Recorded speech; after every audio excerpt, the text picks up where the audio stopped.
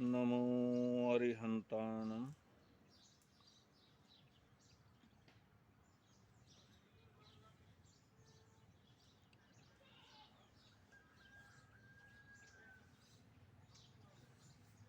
महाराजा श्रेणिक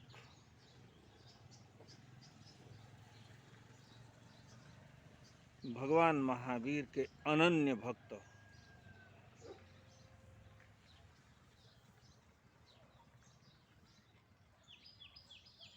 धर्म के प्रति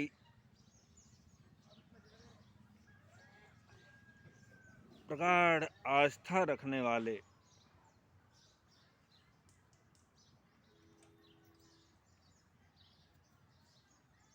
भगवान महावीर के दर्शनार्थ जा रहे थे।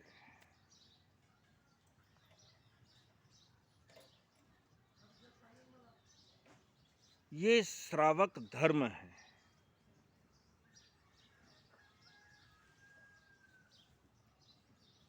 वो इस तरह की भावनाएं रखे कि संत पुरुषों का योग मिले और मैं उनका दर्शन प्राप्त करूं, उनको वंदन नमस्कार करूं।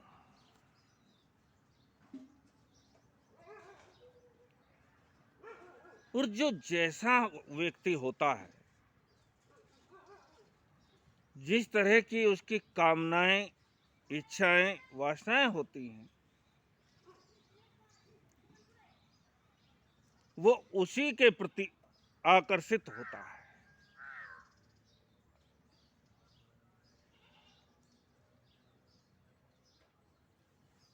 एक छोटा व्यापारी बड़े व्यापारी के प्रति झुकता है।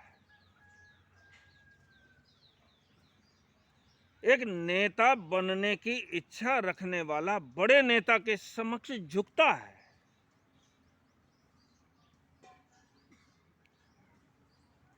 लेकिन ये संसार की इच्छाएं हैं। धर्म को प्राप्त करने की इच्छा रखने वाला संत हृदय मनुष्य संतों को देख करके झुकता है। वो उनकी दर्शन करने की इच्छा रखता है, उनको वंदन नमस्कार करूं, ऐसा भाव उसके मन के अंदर रहता है।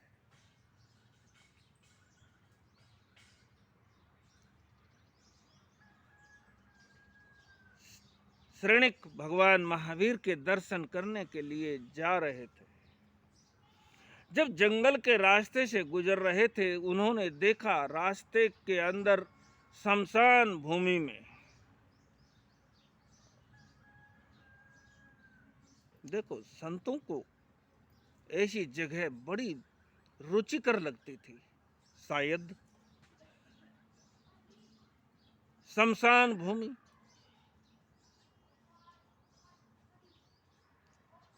वहां से जीवन का सार मिलता है।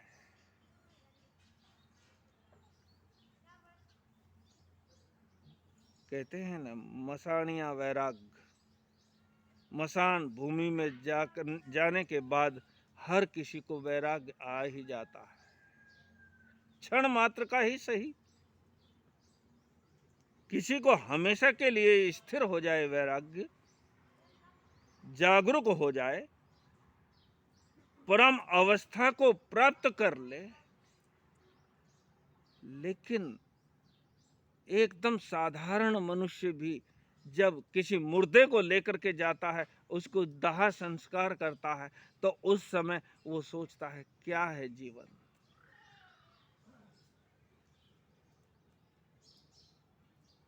उसे भी क्षण मात्र ही सही जीवन का आभास होता है। शायद इसीलिए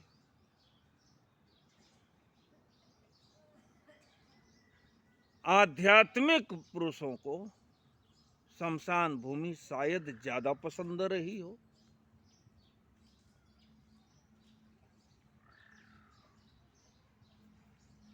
श्रेणिक जा रहे थे, देखा एक संत ध्यानस्थ अवस्था में खड़े हैं।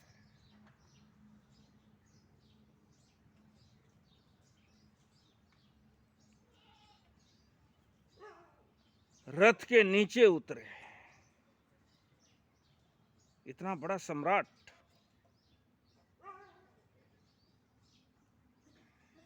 जेवरों से लदा हुआ, राज से शाही ठाट बाट और शमशान भूमि में खड़े हुए एक मुनि के समक्ष झुकता है।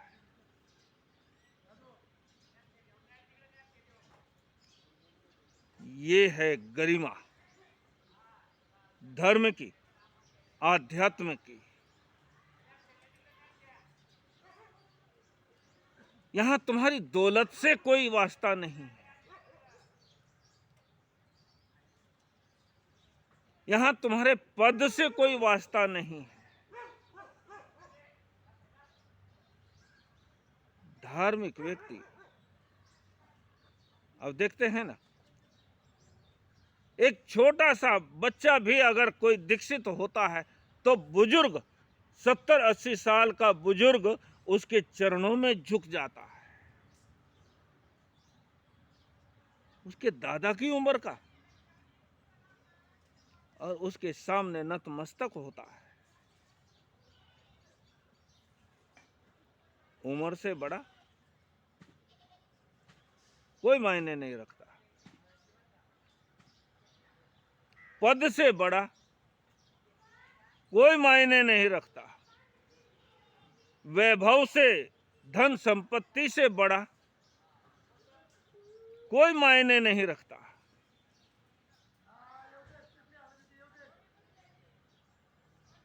ज्ञान से बड़ा ये भी कोई मायने नहीं रखता।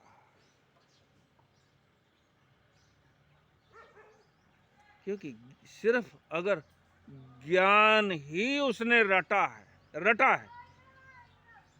जाना नहीं,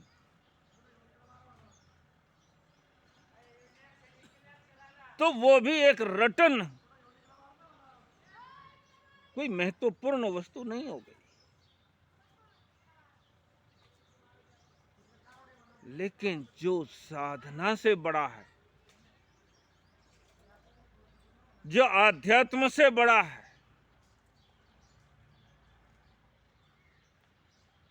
वो सबसे बड़ा है।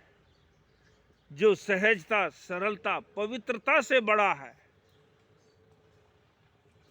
वही बड़ा है। तुम कितने बड़े बड़े शास्त्रार्थ करते हो, तुमने कितने शास्त्र याद किए हैं, कंठस्थ कर लिए हैं, लेकिन जीवन के अंदर सरलता नहीं आ पाई।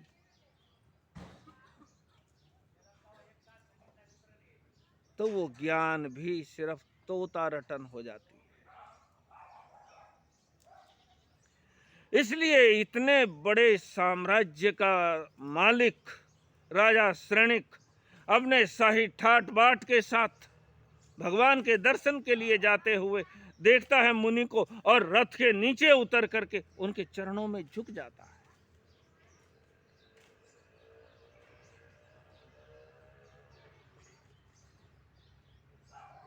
वंदन नमस्कार करने के पश्चात वहां से भगवान महावीर के दर्शनार्थ चल पड़ता है और भगवान के पास जाकर के अपनी शंका का समाधान करता है।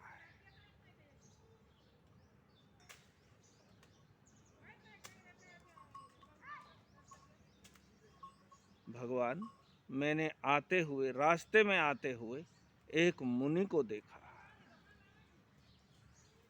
जो ध्यानस्थ अवस्था में एकदम मूर्तिवत खड़े हुए हैं। क्या उनके चेहरे का तेज था?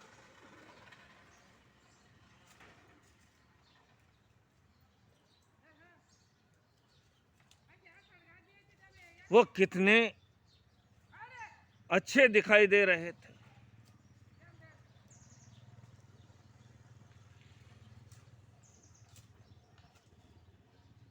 संत कोई श्रृंगार थोड़े ही करते हैं,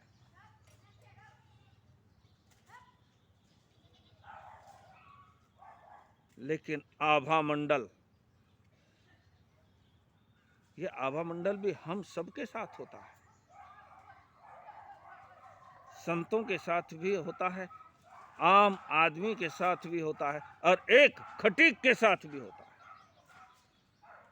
आभा मंडल आपने देखा होगा ना, एक कोई देवी देवता की, किसी भगवान की तस्वीर बनाई जाती है और उसके सिर के पीछे गोलाकार आभा मंडल बनाया जाता है, प्रकाश निकलता हुआ सा दिखाया जाता है।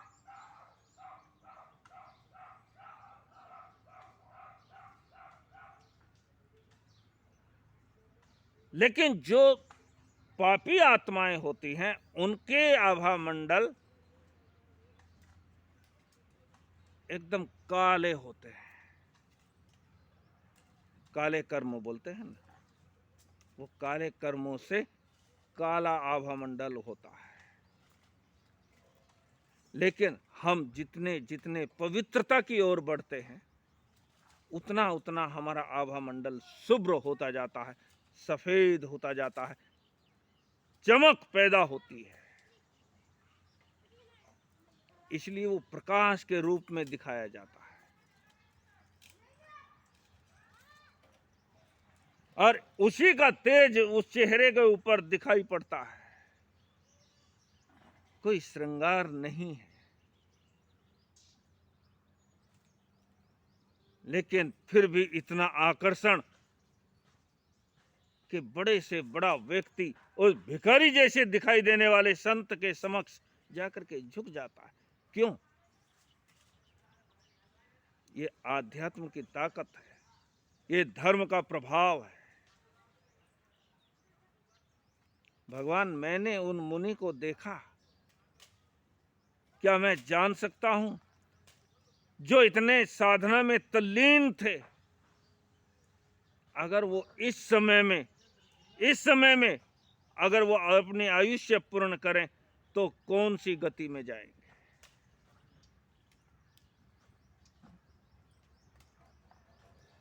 देखो, आयुष्य तो सबका पूर्ण होगा, जो जन्मा है वो जाएगा, लेकिन फिर भी हम बड़े नाराज हो जाते हैं अगर किसी से ऐसा पूछ लिया जाए तो।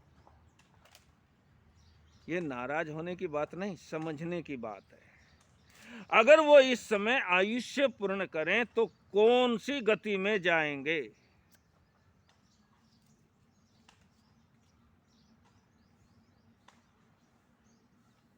और बात कुछ ऐसे बनी, राजा श्रेणिक के पीछे चले आ रहे दो सुभट, उनके सेवक आपस में बात करते हुए आ रहे थे कि देखो, ये प्रसेनजित,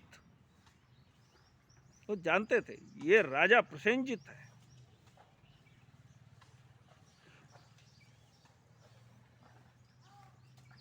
प्रसन्न चंद्र राजर्षि,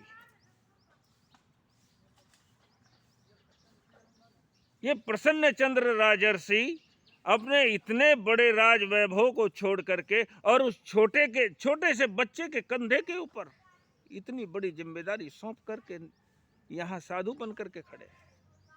इनका साधु बना क्या काम का है?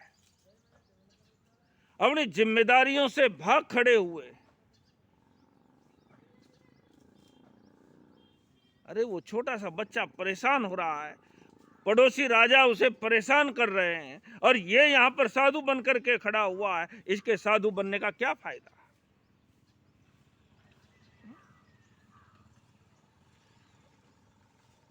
उनकी बात प्रसन्न चंद्र राजर्षि के कानों में पड़ी।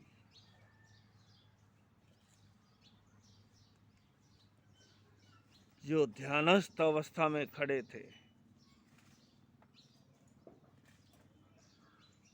जैसे एक सरोवर के अंदर कंकर मार दी, सरोवर बड़ा शांत था, एकदम शांत, लेकिन उन सुभटों ने एक कंकर उसके अंदर फेंक दी और उस सरोवर के अंदर भूचाल आ गया। लहरें उठने लगी, सारा सरोवर डोलायमान हो गया। प्रसन्न चंद्र राजर्षि मन के अंदर विचार करने लगे, जो पड़ोसी राजा मेरे नाम से घबराते थे वो आज मेरे बच्चे को सता रहे हैं। अरे अभी मैं जिंदा हूं, मरा नहीं। ख्वाबों की दुनिया में चला गया, ध्यान भंग हो गया, भूल गया मैं शमशान भूमि में खड़ा हुआ हूं। मैं एक साधु के भेष में भूल गया सब कुछ।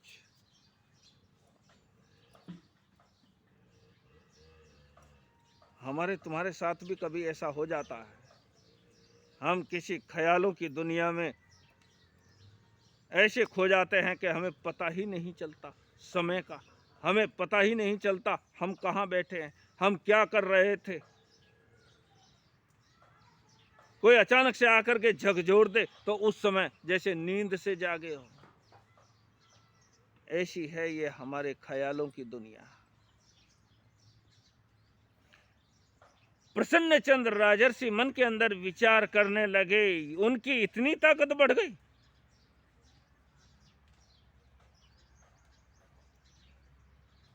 देख लूंगा एक एक को।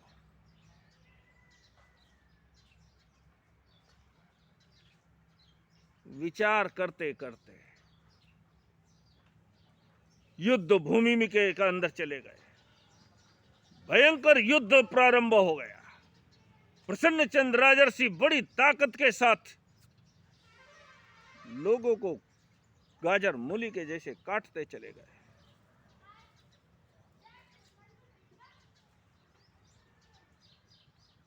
शमशान भूमि के अंदर खड़े हैं, कर कुछ भी नहीं रहे, लेकिन मन, इंसान जितने कर्म इस मन से बांधता है शरीर से उतने नहीं, वचन से उतने नहीं, जितने हमारे मन के द्वारा ना कुछ करते हुए भी। लेकिन देखो इनका कोई दंड विधान भी नहीं है बाहर की दुनिया में। तो मन से किसी की हत्या कर दो तो उसके ऊपर कोई केस नहीं होता, अदालत में कोई मुकदमे नहीं चलते। लेकिन शरीर से किसी का कत्ल कर दो और तुम उसके बाद कितना भी पश्चाताप करो तो भी उसके लिए तुम्हें दंड भोगना पड़ेगा। इसलिए कहते हैं मन साधे सब सधे। मन कंट्रोल में हो गया तो सब कुछ कंट्रोल हो गया।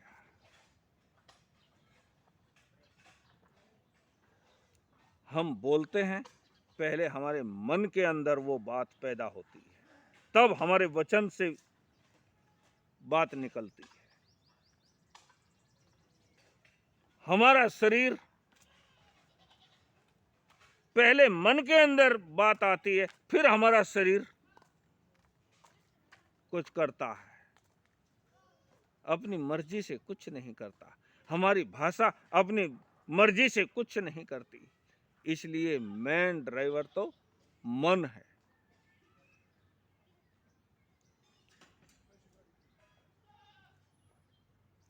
युद्ध भूमि में उतर गया, भयंकर रक्तपात मचा रहा है।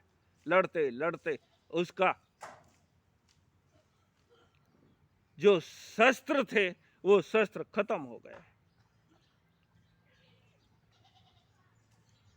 अरे दो चार को तो मैं ऐसे भी निपट लूंगा। उसने अपने सिर पर सजा मुकुट उतार करके ही मारने की कोशिश की, लेकिन सिर के ऊपर तो बाल भी नहीं, सब घोटम घोट था।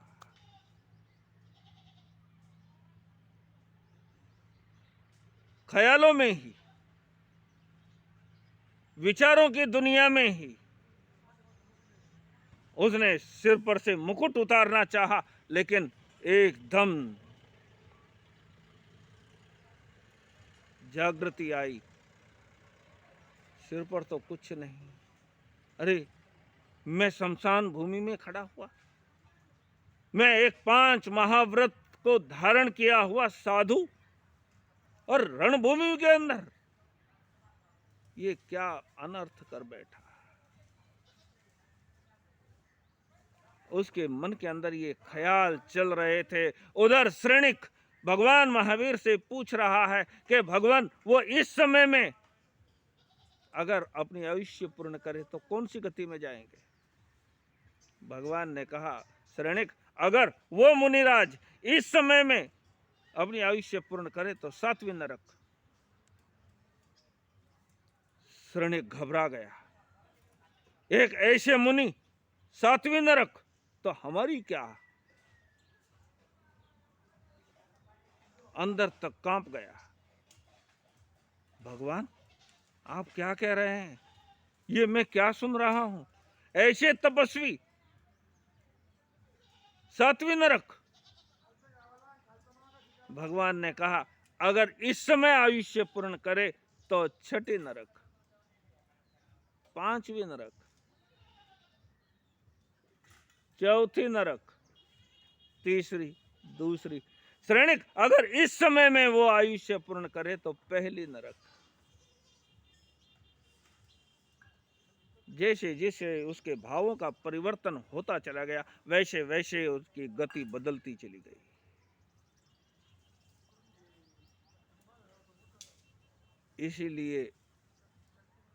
इसीलिए महावीर ने कहा है तुम अपने विचारों के अंदर, अपने मानसिक स्तर पर कभी इतना पतन होने मत देना कि उस समय में, क्योंकि पता नहीं आयुष्य कब पूर्ण हो जाए।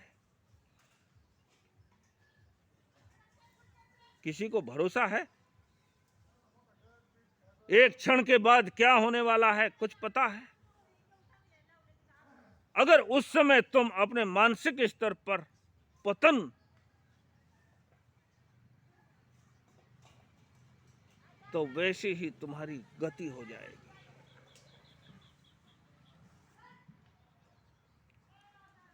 संभालते हुए, हर एक कदम संभालते हुए चलो। पता नहीं किस समय में वो घटना घटित हो जाए। हर क्षण को समझ पूर्वक जियो। ख्याली पुलावों में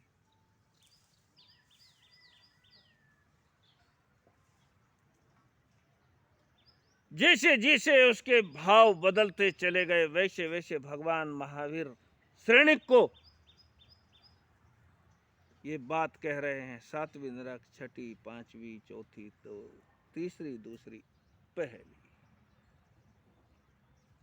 श्रेणिक कहते हैं भगवान मैं समझ नहीं रहा हूं आप कहना क्या चाहते हैं। अभी तो 7वीं नरक की बात कर रहे थे, अभी 1ली नरक की बात कर रहे हैं। मैं समझ नहीं रहा हूं भगवान आप कहना क्या चाहते हैं। श्रेणी कह ही रहा था कि प्रसन्नचंद्र राजर्षि की इतनी शुद्ध भाव दशा हुई कि कहते हैं देव दुंदुभियां बजने लगी। देवा वित्तम नमन संति जस धम्मे सयामणो। देवता भी नमस्कार करते हैं, देवता भी उनका स्वागत सत्कार करते हैं, उनको वंदन नमस्कार करते हैं।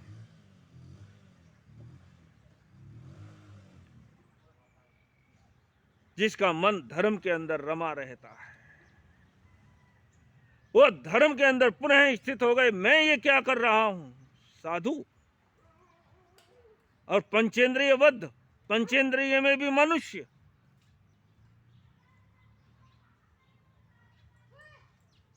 मान लिया तुम किसी को गाली ही दे रहे हो और उस समय तुम्हारा आयुष्य पूर्ण हो जाए तो उसी के अनुसार तुम्हारी गति बन गई।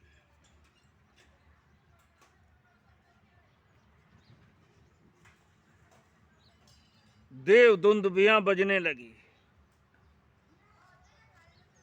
चारों ओर का वातावरण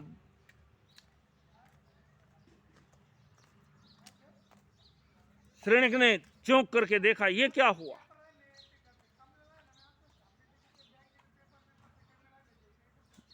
भगवान कहते हैं कि श्रेणिक, जिस मुनि की तुम बातें कर रहे थे, उस मुनि को केवल ज्ञान की प्राप्ति हो गई है। भगवान, अभी तो 7वीं नरक और अभी केवल ज्ञान की प्राप्ति?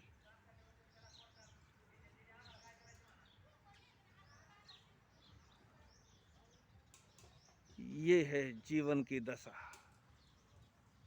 कौन सा क्षण घटित हो जाए, हर एक क्षण को बड़ा महत्वपूर्ण समझो। अपने आप को संभालते हुए चलो। कौन से समय में हमारी गति का बंद हो जाएगा। अच्छे विचारों के साथ हमारी गति सुधर जाएगी और बुरे विचारों के साथ, बुरे आचरण के साथ हमारी गति बिगड़ जाएगी।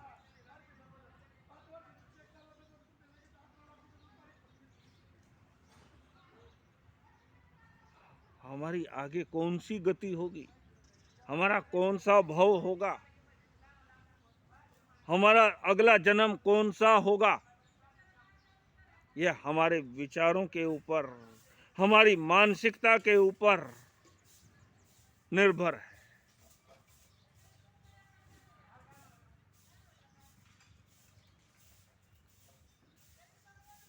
समय को पहचानो। इसीलिए भगवान महावीर ने इंद्रभूति गौतम को कहा था, जो भगवती सूत्र में 36,000 प्रश्न उत्तर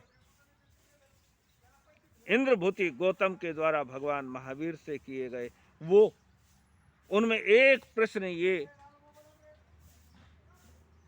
कि भगवान, मैं क्या करूं, मैं क्या करूं जिससे मुझे अपने जीवन की सिद्धि प्राप्त हो जाए। तो भगवान कहते हैं, समयम गोयम मापमाय। गौतम, तुम समय मात्र का भी प्रमाद मत करो। समय मात्र, कितना सा समय, अणु परमाणु, उसके भी असंख्य टुकड़े और उनका एक टुकड़ा समय। कितना बारीक, कितना छोटा सा समय। समय बड़ा महत्वपूर्ण है। समयम गोयम मापमाय, समय मात्र का भी प्रमाद मत करो। वो थोड़ी देर का प्रमाद प्रसन्न चंद्र राजर्षि को 7वीं नरक तक पहुंचा सकता है, और एक समय में घटित हुई घटना, उसका जागरण उसे अंतिम लक्ष्य तक पहुंचा देता है। जागरूक बने, समझदार बने, आध्यात्म को संभालते हुए चले। अपने धर्म को, अपना धर्म मैं परंपराओं से नहीं कह रहा हूं, मैं संप्रदायों की बात नहीं कर रहा हूं।